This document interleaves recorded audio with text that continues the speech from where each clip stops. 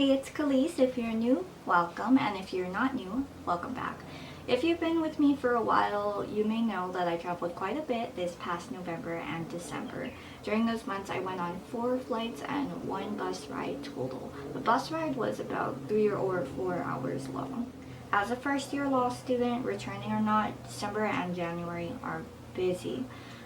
During that time, students are applying for 1L Summer Associate and other positions. So if you want to stay ahead of the curve and have a better chance of securing a particular position, especially those that are more competitive, it's recommended to submit your applications as soon as possible.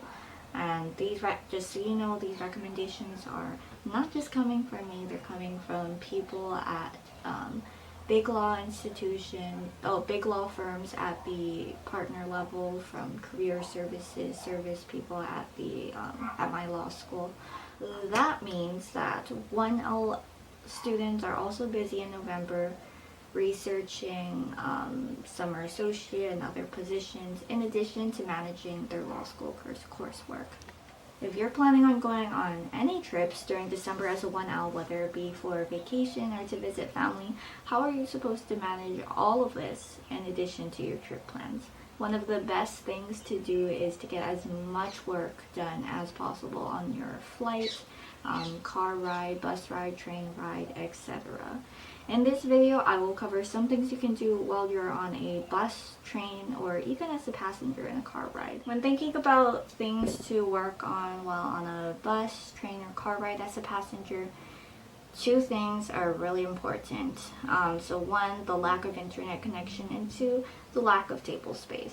So regardless of the length of your trip, here are 4 things you can do in preparation for 1L summer and your upcoming quarter or semester of law school. I get car sick really easily, so I try not to look at a screen or anything, or just in general, try not to do anything that requires too much brain power while the vehicle is in motion. If you're not one of those people, 1, I envy you, and 2, I recommend that you take a look at my things to do on an airplane video, because you will have more variety in the things that you can do while traveling if you don't suffer from intense car sickness like I do. For my fellow motion sick-minded people, don't worry, I still have some recommendations for you. Many applications will ask for references, so you should think about who to ask. And more importantly, make sure to ask them early on. Though the number varies, try to prepare at least 3. My law school's Career Services Center recommends that at least one of these references be from a law school professor. In my experience, it's harder to get to know the professors in your doctrinal classes because the classes are so much larger compared to, say, the legal analysis, research, and writing class, also known as LARW at my school. So I'm going to be using that abbreviation from now on, just so you know. So that's one of the big reasons why I asked my LARW professor to act as one of my references. Your other 2 references can come from any of your previous work experiences or volunteer experiences that you did before or during law school. I didn't do much in law school as a law student other than law school. So both of my other references, so my 2 other references came from experiences before law school. There is so much to know and learn about the 1L summer application process. That's why I recommend listening to YouTube, podcasts, and other resources containing advice for law students. My 2 favorites, not including my own channel, are The Aspiring Boss and Fumi, linked below.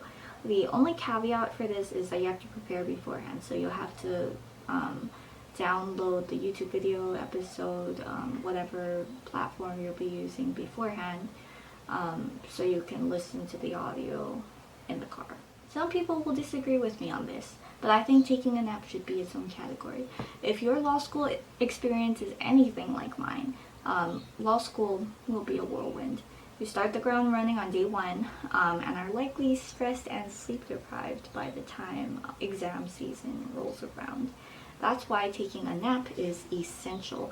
And if you need a 3 or 4 hour nap, No shame, I am one of those people too. Last but not least, remember to relax. Your first quarter or semester of law school is over. That is a huge accomplishment. Remember to celebrate that.